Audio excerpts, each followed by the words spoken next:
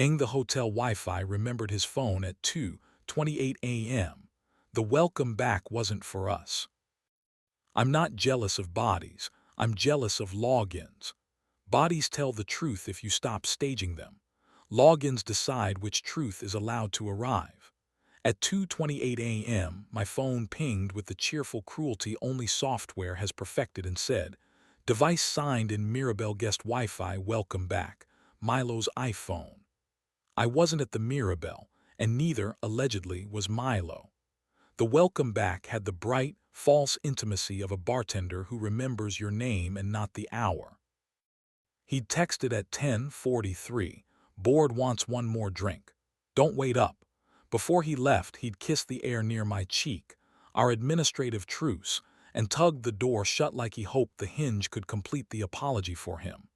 At 7:05, I'd filmed the coffee rising because ritual is cheaper than religion and keeps better hours.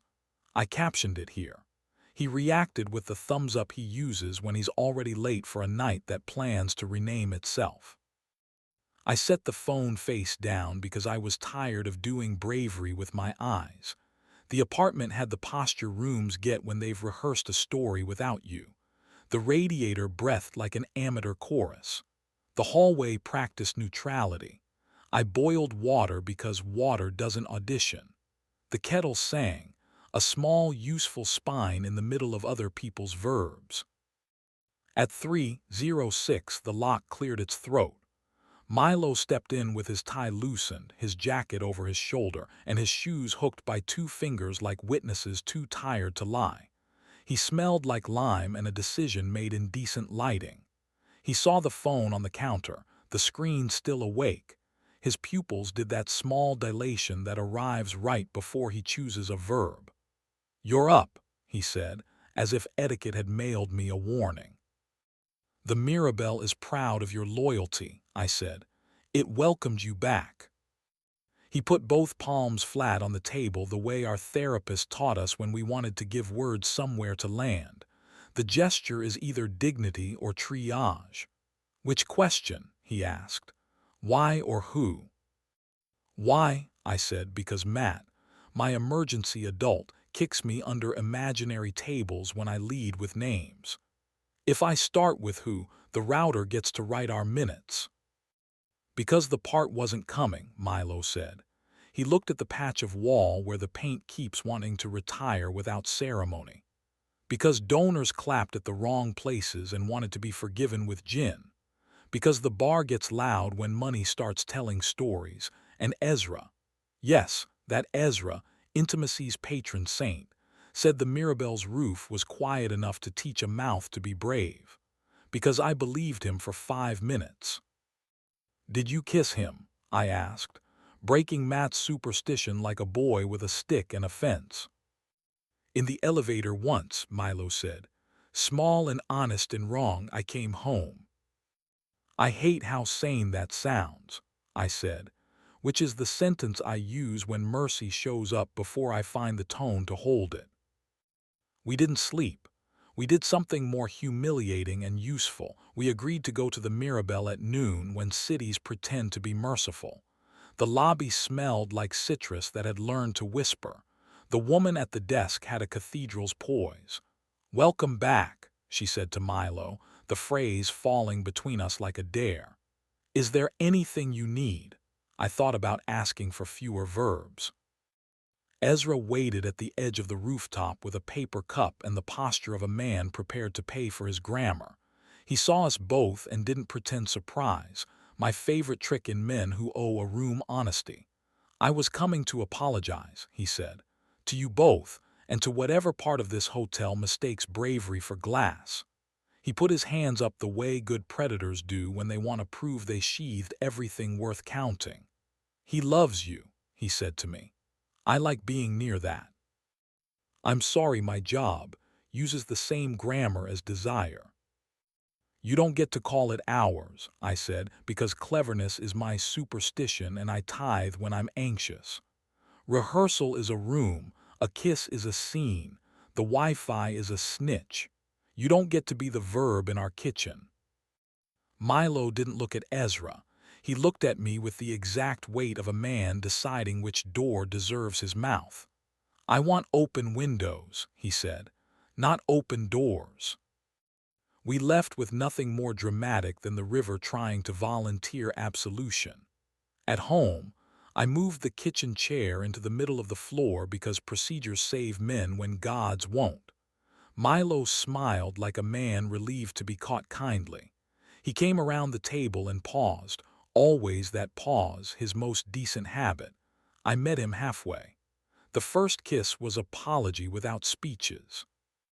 The second slid his fingers under my shirt and my hand to the back of his neck, the spot he keeps for oaths and sleep.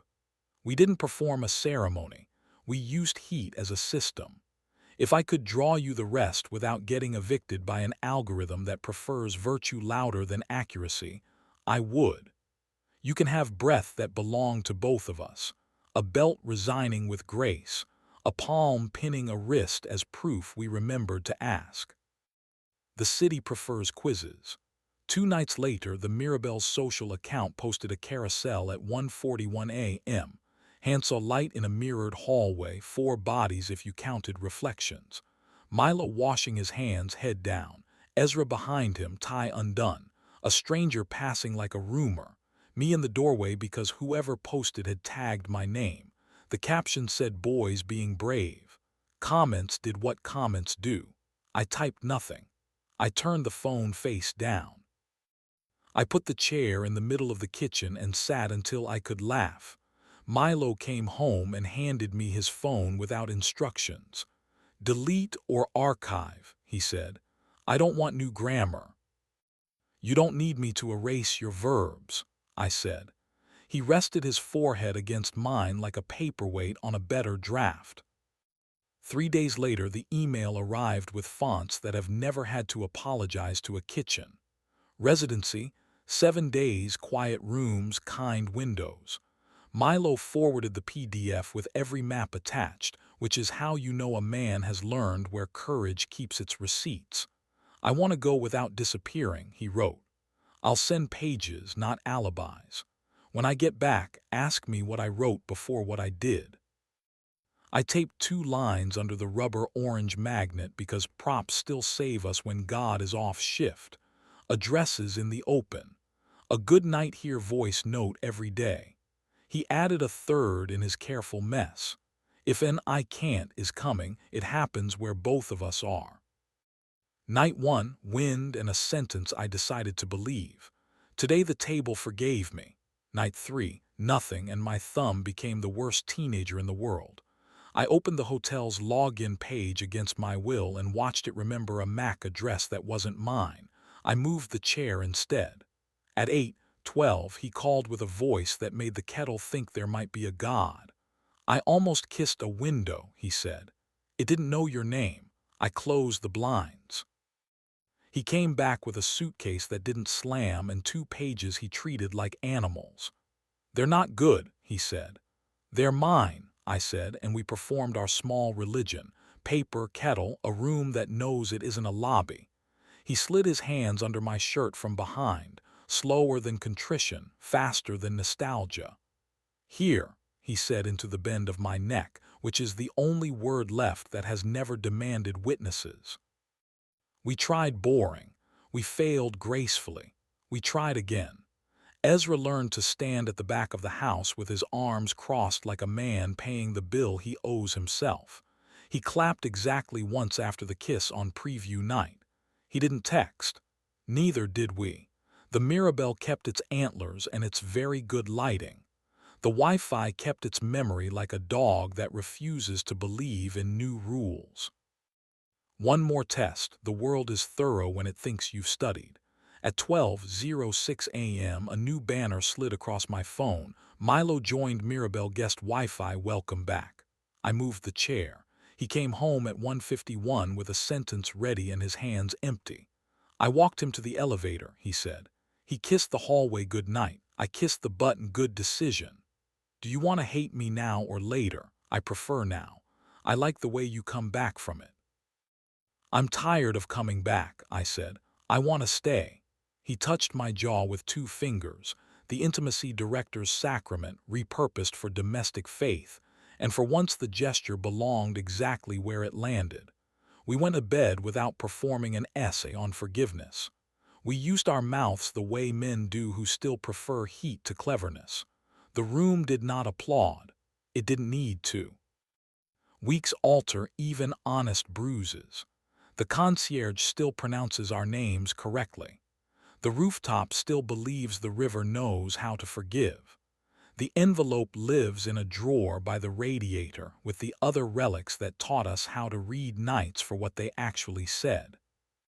If another hour offers me a polite login with the wrong door attached, or a window that wants to practice absolution, or a hand on a back that isn't mine easing a man toward a script that refuses to be neutral, I hope I remember the handful of humiliating, useful acts that got us through this one. Put water on. Move the chair when words try to riot. Ask why before who. Hold the breath before contact and let it finish being the scene.